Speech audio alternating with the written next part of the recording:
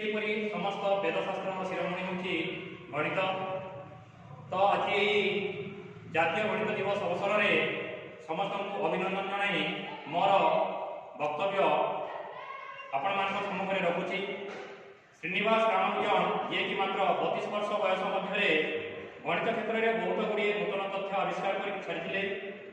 ଏହି କଥା ଜାଣି ଆପଣମାନଙ୍କୁ ଆଶ୍ଚର୍ଯ୍ୟ ହେବ ଯେ ଆଧୁନିକ ଯୁଗର ଏହି ମହାନ ଗଣିତଜ୍ଞ କୌଣସି ବିଶେଷ ଅଧ୍ୟୟନ କରିନାହାନ୍ତି। ସେ ନିଜର କଠୋର ପରିଶ୍ରମ ଓ ଏକାଗ୍ରତା ବଳରେ ହିଁ ଏହି ଅତୁଳନୀୟ ସଫଳତା ହାସଲ କରିଥିଲେ। ସେ ନିଜର ସମ୍ପୂର୍ଣ୍ଣ ଜୀବନରେ ଗରିବପଣର ଶିକାର ହୋଇଥିଲେ। ସେ ବିଦ୍ୟାଳୟର ପରୀକ୍ଷାରେ ଫେଲ୍ ହୋଇଯିବା କାରଣରୁ ତାଙ୍କୁ ମିଳୁଥିବା ବୃତ୍ତି ମଧ୍ୟ ବନ୍ଦ ହୋଇଯାଇଥିଲା।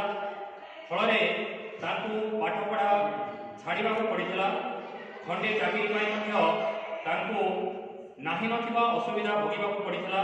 କିନ୍ତୁ ଭଗବାନଙ୍କ ଉପରେ ତାଙ୍କର ଅତୁଟ ବିଶ୍ୱାସ ଓ ଗଣିତ ପ୍ରତି ତାଙ୍କର ସମର୍ପଣ ସର୍ବଦା ତାଙ୍କୁ ପ୍ରେରିତ କରୁଥିଲା।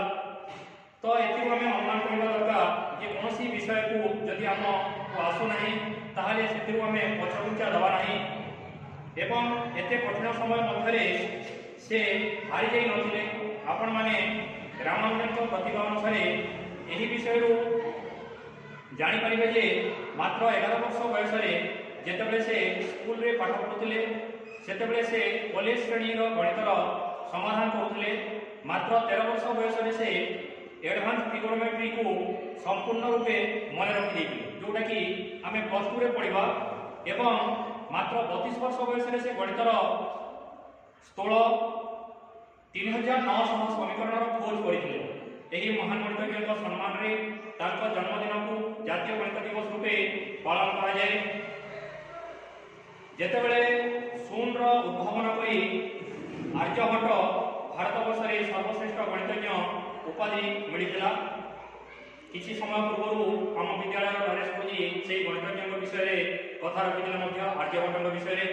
ଆମେ ବନ୍ଦନା ସମୟରେ ଗୋଟିଏ ଶ୍ଲୋକ ସବୁବେଳେ ପଢ଼ୁ, ମନେ ରଖିଥିବା, ଓମ୍ ପୂର୍ଣ୍ଣମଦଃ ପୂର୍ଣ୍ଣମିଦଂ ପୂର୍ଣ୍ଣାତ୍ ପୂର୍ଣ୍ଣମୁଦଚ୍ୟତେ ପୂର୍ଣ୍ଣସ୍ୟ ପୂର୍ଣ୍ଣମାଦାୟ ପୂର୍ଣ୍ଣମେବାବଶିଷ୍ୟତେ। ଏହି ମନ୍ତ୍ର ଆମେ ଉଚ୍ଚାରଣ କରୁଛୁ, ଓମ୍ ପୂର୍ଣ୍ଣମଦଃ ପୂର୍ଣ୍ଣମିଦଂ ପୂର୍ଣ୍ଣାତ୍ ପୂର୍ଣ୍ଣମୁଦଚ୍ୟତେ। ଅର୍ଥାତ୍ ଆମେ ଯେତେବେଳେ ଗୋଟେ ପୂର୍ଣ୍ଣରେ ପୂର୍ଣ୍ଣ ଯୋଗ କରୁଛୁ ପୂର୍ଣ୍ଣ ହିଁ ରହୁଛି।